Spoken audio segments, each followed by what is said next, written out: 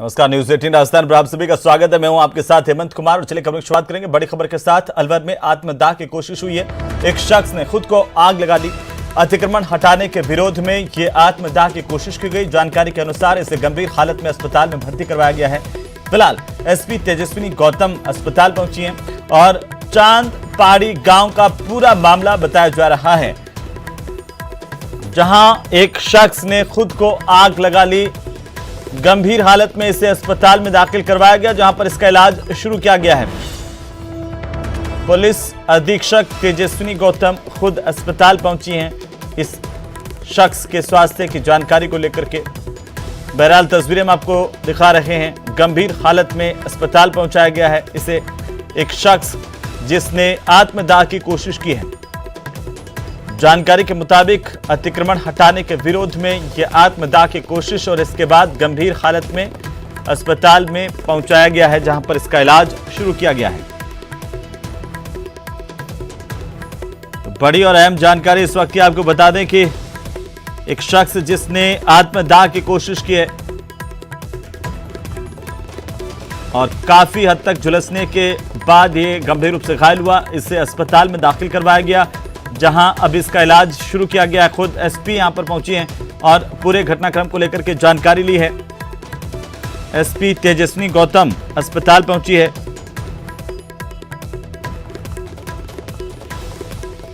बड़ी जानकारी है इस वक्त की। आपको बता दें कि एक शख्स गंभीर रूप से घायल हो गया। आत्मदाह की कोशिश की गई। ज्यादा जानकारी के साथ हमारे संवाददाता अलवर से राजेंद्र शर्मा फोन लाइन पर जुड़ चुके हैं। राजेंद्र, क्या है आखिरकार पूरा मामला, अभी अपडेट क्या है? जी, अभी जो लेटेस्ट अपडेट ये है कि जो घायल युवक जो झुलसा था उसे गंभीर अवस्था में जयपुर रेफर कर दिया है। अलवर के डॉक्टरों का कहना है कि करीब 60% जो युवक है वो झुलस गया है और उसे अच्छे तरीके से इलाज मिल सके, इसलिए उसे जयपुर रेफर किया गया है। करण सिंह की जो हालत है वो फिलहाल गंभीर बनी हुई है। अलवर जिले के ये पूरा मालाखड़ा जो इलाका है, उपखंड क्षेत्र है, वहाँ का चांद पहाड़ी गांव का मामला है, जहाँ 15 बीघा सरकारी जमीन थी जिस पर जो कब्जा मंगतूराम गुर्जर का था और वो करीब 40-50 साल से बताया जा रहा है। ग्रामीणों के अनुसार है कि वह कब्जा था, लेकिन ग्राम पंचायत के द्वारा इस जमीन को कन्हैया लाल जादव है उसको आवंटित कर दिया गया था। तब से कन्हैया लाल अतिक्रमण को हटाने की मांग और उसे कब्जा दिलाने की मांग को लेकर के कई बार कोशिश की गई, लेकिन नहीं मिला। न्यायालय में जब गया कन्हैया लाल तो न्यायालय कोर्ट के आदेश के बाद प्रशासन की टीम वहां अतिक्रमण हटाने पहुंची थी, जिसके विरोध में जो कन्हैया लाल और ये पुलिस प्रशासन के पक्ष में कार्रवाई करने का आरोप लगाते हुए युवक ने आत्मदाह की कोशिश की है। और जो वहां मौजूद पुलिस और प्रशासन की टीम ने तुरंत मिट्टी डालकर और कपड़े, गीले कपड़े डालकर उसे आग पर बुझाई और उसे अस्पताल पहुंचाया है। राजेंद्र, बहुत शुक्रिया तमाम जानकारी के लिए। लगातार अपडेट हम आपसे लेते रहेंगे। तो इस शख्स को अस्पताल में दाखिल करवाया गया, जहां पर इसका इलाज जारी है।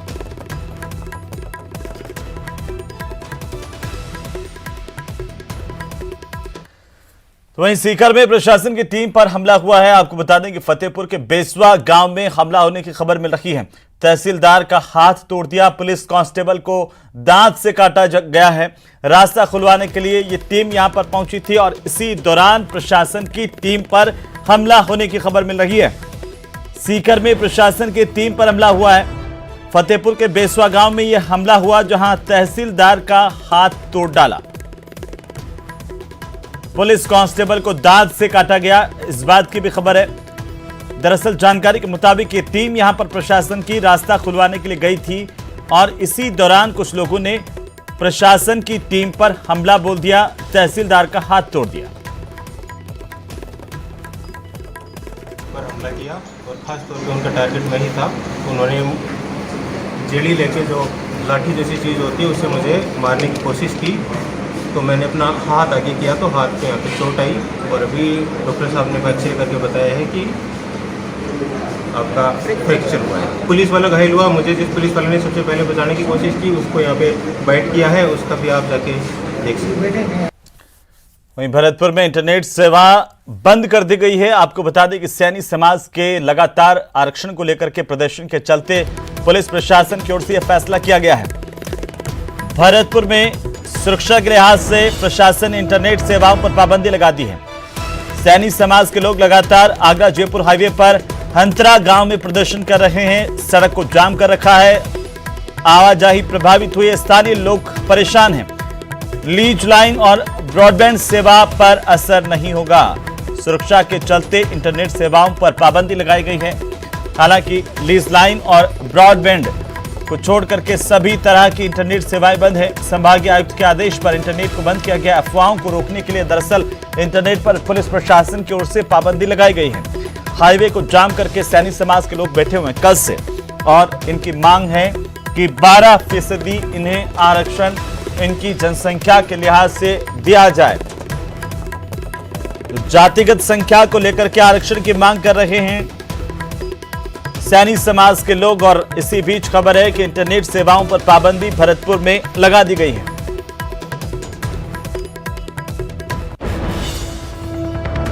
और इसी बीच राजधानी जयपुर से बड़ी खबर मिल रही है। आपको बता दें कि जयपुर में एसीबी ने बड़ी कार्रवाई की है। शिक्षा संकुल में जेईएन को ट्रैप किया गया। 50,000 रुपए की रिश्वत लेते हुए जेईएन ट्रैप हुआ है। बिलों के भुगतान को लेकर के रिश्वत की मांग की थी। आखिरकार अब इस पर शिकंजा कसा गया है। घूसखोर जेईएन शिक्षा संकुल से गिरफ्तार किया गया। रंगे हाथों 50,000 रुपए की रिश्वत लेते हुए राजधानी के शिक्षा संकुल में गिरफ्तारी हुई है। भ्रष्टाचार निरोधक ब्यूरो की ये बड़ी कार्रवाई राजधानी जयपुर में। आपको बता दें 50,000 रुपए की रिश्वत लेते हुए घूसखोर जेईएन को शिक्षा संकुल से गिरफ्तार किया गया है। तस्वीरें आपकी टीवी स्क्रीन पर। एसीबी ने बड़ी कार्रवाई की है। शिक्षा संकुल में भ्रष्टाचार का पर्दाफाश हुआ है। 50,000 रुपए की रिश्वत लेते हुए जेईएन यहां से गिरफ्तार किया गया है। तो वहीं राजधानी जयपुर में इंजीनियर्स का प्रदर्शन लगातार जारी है। पावर इंजीनियर्स एसोसिएशन की ओर से महापड़ाव डाला गया है। अपनी मांगों को लेकर के लगातार ये प्रदर्शन कर रहे हैं। विद्युत भवन पर ये महापड़ाव 10 सूत्रीय मांगों को लेकर के प्रदर्शन जारी है। तस्वीरें आपकी टीवी स्क्रीन पर। प्रदेश भर से बड़ी संख्या में यहां पर ये पावर इंजीनियर्स एसोसिएशन के सदस्य पहुंचे हुए हैं। अपनी मांगों को लेकर के प्रदर्शन कर रहे हैं। विद्युत भवन पर ये महापड़ाव डाला गया है। जयपुर के विद्युत भवन पर आज प्रदेश भर के जो अभियंता हैं, कनिष्ठ अभियंता, वो यहां पर पहुंचे अपनी अलग अलग मांगों को लेकर के। वेतन विसंगति समेत अन्य मांगों को लेकर के लंबे समय से संघर्ष चल रहा था। सुनवाई नहीं हुई सरकार के स्तर पर। आज नजारा देखिए, पूरे प्रदेश भर से जो अभियंता है वो यहां पर पहुंचे हुए हैं।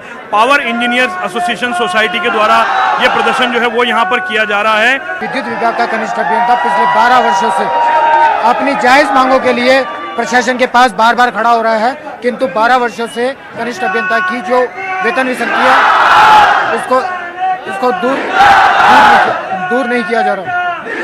तो हम प्रशासन से बार बार यही मांग कर रहे हैं, माननीय मुख्यमंत्री जी से मांग कर रहे हैं कि जब आप हर जगह वेतन विसंगति दूर कर रहे हैं तो विद्युत विभाग के कनिष्ठ अभियंता की वेतन विसंगति दूर क्यों नहीं की जा रही। जब प्रशासन मान रहा है कि इनकी बातें जायज हैं, तो उन जायज बातों को मानने में कहाँ दिक्कत आ रही है।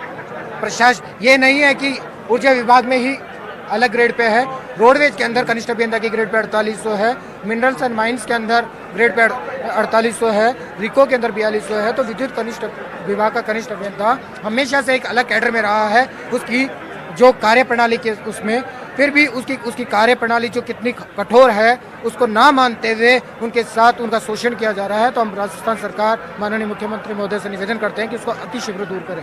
बिल्कुल सप्लाई बाधित हो रही है। क्या कहना चाहेंगे आप सरकार से? सरकार से हम यही मांग करते हैं कि हमारा ग्रेड पे 4800 किया जाए। जो हमारे साथ में अन्याय हो रहा है वो न्याय किया जाए। हमारी मुख्य मांग यही है, हमारी ग्रेड पे 4800 की जाए और इसी मांग के लिए हम सब एकत्रित हुए हैं। सर आज सारे जेईएन ने सपोर्ट किया है, काफ़ी काम पर प्रभावित होगा इससे। हमारे मुख्यमंत्री जी से ये मांग है कि जो हमारी मांग है उसमें विचार करें वो और पूरी करें, क्योंकि हमारी जो मांगे से जायज़ है सर। वो कंधे से कंधा मिलाकर लड़ रहे हैं। ये सबसे बड़ी विचंबते की बात है कि कोऑर्डिनेशन कमेटी जो सुप्रीम कमेटी है, जब जिसने रिकमेंड कर दिया, कल भी हमसे वार्ता में कहा गया कि आपकी मांगे जायज़ है, उसके बाद भी उसका कोई सॉल्यूशन नहीं निकलता। वो ये कहते हैं कि वित्त में भेजेंगे। हमें आश्वासन बहुत सारे मिले हुए हैं, 4 हमारे पास में सहमति पत्र है, संवैधानिक सहमति है, हमें कुछ नहीं चाहिए, ना हमारी कोई मांग है ना डिमांड है। हम उनसे कहते हैं आपने जो लिख के दिया है, अगर हमारी मांगे जस्टिफाइड नहीं थी तो आपने लिख के क्यों दिया, उसमें क्यों हमारे प्रिंसिपल सेक्रेटरी के साइन है। तो हम यही कह रहे हैं कि बस वो कोऑर्डिनेशन कमेटी की जो रिकमेंडेशन है जो आपने लागू करी है उसके आदेश जारी कर दिए जाएं। अब ये महापड़ाव जो हमारा शुरू हुआ है, ये महापड़ाव चूंकि ऊर्जा विभाग और वित्त विभाग हमारे माननीय मुख्यमंत्री जी के पास है, तो यहाँ पे सारे बैठे कनिष्ठ अभियंता जो वो प्रोफेशनल हैं, सबका एक ही ये निवेदन है कि रोड पे बैठने सर कोई नहीं आया, एक बार माननीय मुख्यमंत्री महोदय अगर इसमें हमारा संज्ञान ले लें तो हमें महापड़ाव स्थगित कर सकते हैं। मान सिंह के साथ लवली वधवा, न्यूज़ 18। और अब बात करेंगे बेरोजगारों के हल्ला बोल की। राजधानी जयपुर में बेरोजगारों का धरना और प्रदर्शन जारी है, जहां पर 4 सूत्रीय मांगों को लेकर के आंदोलन किया जा रहा है। 6000 पदों पर टेक्निकल हेल्पर भर्ती निकालने की मांग की जा रही है। राजस्थान बेरोजगार एकीकृत महासंघ भी यहां पर प्रदर्शन में शामिल है। बेरोजगार एकीकृत महासंघ के आह्वान पर यह प्रदर्शन किया जा रहा है। टेक्निकल हेल्पर की भर्ती को लेकर के सुबह से ही यहां पर ये बेरोजगार इकट्ठा हुए, जमकर नारेबाजी की है। प्रदेश भर का बेरोजगार जुटा हुआ है। राजस्थान सरकार के मुख्यमंत्री अशोक गहलोत ने जो घोषणाएं की थी, उन घोषणाओं के मुताबिक पदों को जारी करने के, नई भर्तियां जारी करने की, और जो भर्तियां चल रही है उन भर्तियों को शीघ्र समय पर पूरा करने की मांग को लेकर के प्रदेश भर का बेरोजगार जुटा हुआ है। देखो, बड़ा दुर्भाग्य है, कांग्रेस की कथनी और करनी में अंतर क्यों है। कांग्रेस के पहले बजट में घोषणा की कि 6000 पदों पर हम टेक्निकल हेल्पर भर्ती लेके आएंगे, 1512 पदों पे आए। आज बेरोजगार मांग करे कि अपना वादा पूरा करे। वही जूनियर अकाउंटेंट भर्ती जो सितंबर में होनी थी वो सीएटी में डाल दिया और कह रहे हैं कि आपको पहले कॉमन टेस्ट देना पड़ेगा। आप विज्ञप्ति जारी करिए और सीएटी से बाहर करिए। वही पंचायत राज जैन भर्ती 2100 प्लस 539 पदों की घोषणा की गई थी, 2008 के बाद भर्ती नहीं आई है। आज वो भी इंतजार करें, वो भी बजट की घोषणा है। वहीं बाहरी राज्यों के भर्तियों को कोटा खत्म करके राजस्थान के बेरोजगार को प्राथमिकता नहीं मिल रही। इन तमाम 4 मांगों के लिए हम यहाँ इकट्ठे हुए और हमने ऐलान कर दिया है कि हम लोग 2 अक्टूबर तक तो धरना, प्रदर्शन, रैली जो करना हम आंदोलन करेंगे, बैठेंगे नहीं, चैन के नींद नहीं सोएंगे, न सरकार को सोने देंगे। 2 अक्टूबर से प्रत्येक विधानसभा क्षेत्र में हर कांग्रेस नेता के पुतले जलाएंगे, काले झंडे दिखाएंगे, विरोध करेंगे। और फिर 2 जनवरी से पूरे राजस्थान में हर गांव, हर डाड़ी, हर तहसील, हर जिले में जाकर हम कांग्रेस मुक्त राजस्थान अभियान चलाएंगे। अभी भी कांग्रेस के पास समय है कि 2 अक्टूबर से पहले हमारी मांगों को माने, बेरोजगार को राहत प्रदान करे। आज धरना प्रदर्शन कांग्रेस कर रही है, ईडी तक वो रैली निकाल रही है। आज हमें रैली नहीं निकालने दे रहे। आज हमें यहाँ पुलिस के पहरे से यहाँ हमें कैद कर रखा है। हमें रैली क्यों नहीं निकालने दे रहे? सिविल लाइंस फाटक तक हमारी आवाज बुलंद करना चाहते हैं। मैं माननीय मुख्यमंत्री से निवेदन करना चाहूंगा, आप अभिभावक है, आप दिल्ली में जाके प्रदर्शन कर रहे हो न्याय के लिए, हम यहाँ प्रदर्शन कर रहे हैं न्याय के लिए। बुलाइए, वार्ता करिए और न्याय प्रदान करिए, क्योंकि आज ये बेरोजगार दुखी है, परेशान है। सरकार ने ये विज्ञप्ति सितंबर में जारी करने की घोषणा की थी, उसके बाद अब इन्होंने इसको सीईटी में ला दिया है, जो कि पहले सीईटी करवाएंगे दिसंबर के अंदर। उसके बाद सीईटी में जो लड़का पास होगा वही जूनियर अकाउंट दे पाएगा। जो लड़का इतने सालों से तैयारी कर रहा है उसकी मेहनत बेकार गई।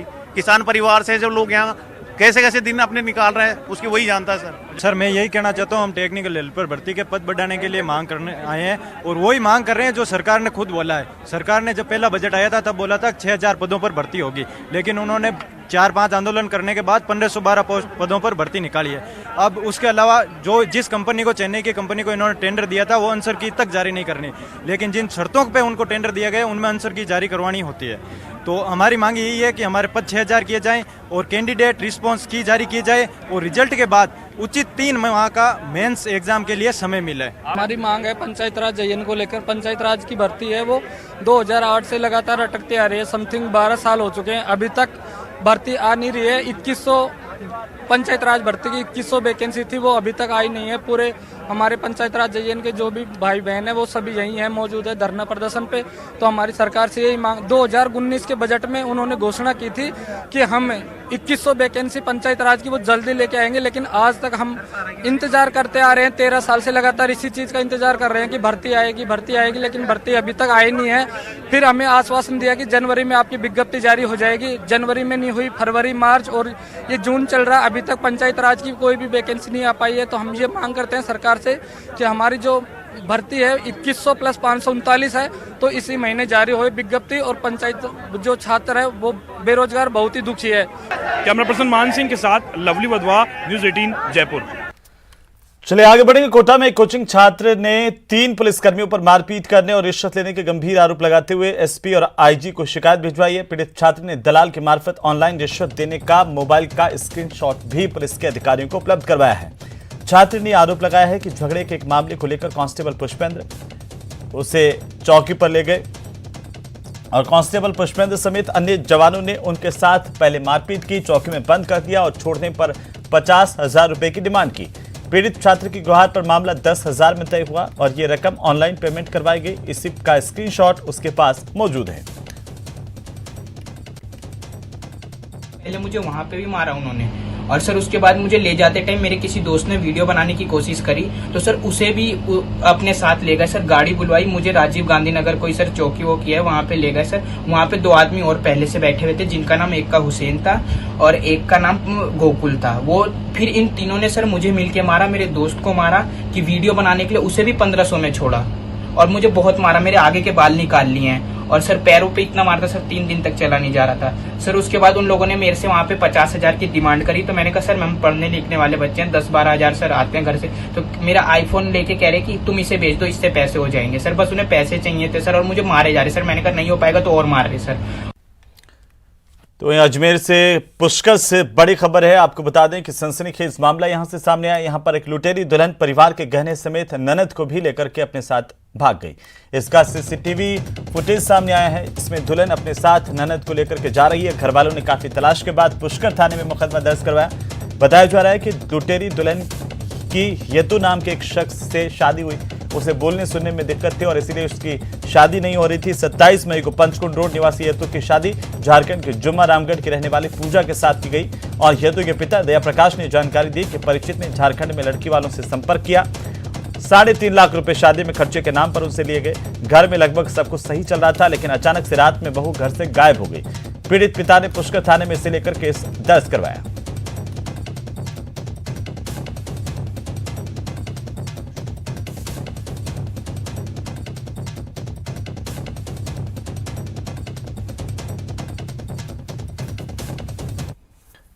तो वहीं दिल्ली में ईडी दफ्तर के बाहर प्रदर्शन कर रहे कांग्रेस के कार्यकर्ताओं और नेताओं को हिरासत में लिए जा चुका है और इसी दौरान मुख्यमंत्री अशोक गहलोत को भी हिरासत में लिया गया। इस मौके पर मुख्यमंत्री अशोक गहलोत ने केंद्र की सरकार पर ईडी के दुरुपयोग के आरोप लगाए हैं। उन्होंने कहा है कि देश में तनाव का माहौल है। साथ ही उन्होंने देश के युवाओं से आगे आने की अपील की है।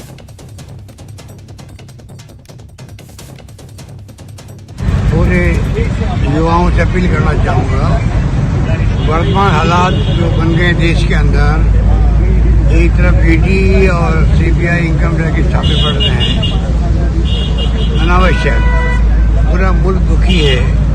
जहाँ जहाँ चुनाव होते हैं वहाँ पहुँच जाते हैं लोग छापे डालने के लिए, विपक्षी पार्टियों के मिलने वालों के यहाँ। और दूसरी तरफ आग लगी हुई देश भर के अंदर, इस प्रकार से तनाव का माहौल है, हिंसा का माहौल है, दंगे हो रहे हैं, उसकी चिंता इनको नहीं है। महंगाई की चिंता नहीं है, बेरोजगारी की चिंता नहीं है। आज पूरा देश दुखी है। ऐसे वक्त में युवाओं को भी आगे आना पड़ेगा। उधर राहुल गांधी की ईडी के सामने पेशी को लेकर भारतीय जनता पार्टी के प्रदेशाध्यक्ष सतीश पूनिया ने तंज कसा है। पूनिया ने कहा है कि इस प्रकरण से असली और नकली गांधी का चेहरा देश के सामने आ गया। कांग्रेसी सत्याग्रह का पाखंड कर रहे हैं। वहीं उन्होंने कहा कि ईडी एक स्वतंत्र और संवैधानिक संस्था है, जिसके कार्रवाई पर विरोध प्रदर्शन करना गलत है। ये तो असली और नकली गांधी का, असली और नकली सत्याग्रह का झगड़ा है। शायद गांधी जी भी हैरान और परेशान होंगे कि जिस तरीके का सत्याग्रह का पाखंड है वो मूल गांधी जी के विचार से तो मेल खाता नहीं है। देश के संविधान से व्यवस्था निकलती है और उस व्यवस्था का हिस्सा है ईडी। वहाँ यदि कोई मुद्दा उठा है तो उसका शांति से संतोषजनक जवाब देना चाहिए। उसको रिएक्ट करने के लिए संस्थाओं का अपमान होना ये पूरा देश देखता है। इसलिए उल्टा चोर कोतवाल को डांटे उस तरीके की हालत है।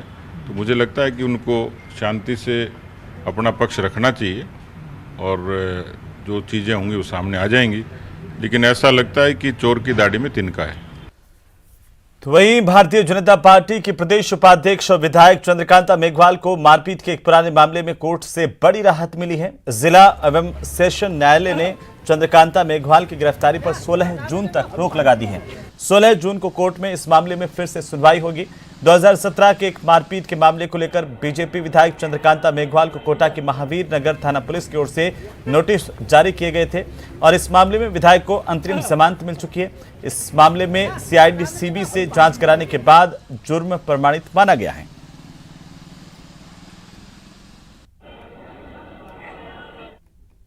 की अगरम जमात प्रार्थना पत्र की बहस में आगामी 16 तारीख नियत की गई, 16 जून, और उनका जो गिरफ्तारी पर रोक जो लगाई गई थी वो 16 तक गिरफ्तारी की रोक बढ़ा दी है। इसके अलावा जो मंडल अध्यक्ष बाबूलाल रेनवाल थे उनका जमानत प्रार्थना पत्र भी आज विचाराधीन था, उनकी बहस के लिए भी 16 तारीख दी है और उनकी भी गिरफ्तारी पर तब तक गिरफ्तारी नहीं करने के आदेश दिए हैं। तो वहीं राजस्थान माध्यमिक शिक्षा बोर्ड आज अपना सबसे बड़ा परिणाम जारी करने जा रहा है। बोर्ड की ओर से कल 10वीं परीक्षा का नतीजा जारी किया जाएगा। यह नतीजे आज दोपहर को 3 बजे शिक्षा संकुल में शिक्षा मंत्री बीडी कल्ला जारी करेंगे। 10वीं के अलावा बोर्ड की ओर से प्रवेशिका और सेकेंडरी स्तर की व्यावसायिक शिक्षा का भी नतीजा जारी किया जाएगा। इससे पहले बोर्ड ने 1 जून को 12वीं विज्ञान और वाणिज्य का नतीजा जारी किया था। 6 जून को 12वीं कला वर्ग और वरिष्ठ उपाध्याय का नतीजा जारी किया गया था। यह नतीजे सबसे पहले hindi.news18.com पर देख सकते हैं। तो आज राजस्थान बोर्ड के 10वीं के रिजल्ट जारी हो रहे हैं। दोपहर को 3 बजे शिक्षा मंत्री बीडी कल्ला ये रिजल्ट जारी करेंगे। साथ ही इस रिजल्ट का 12 लाख से ज्यादा छात्रों को इंतजार। सबसे पहले hindi.news18.com पर ये रिजल्ट आप देख सकते हैं। प्रवेशिका सेकेंडरी स्तर की व्यावसायिक शिक्षा का रिजल्ट भी आज ही जारी होगा।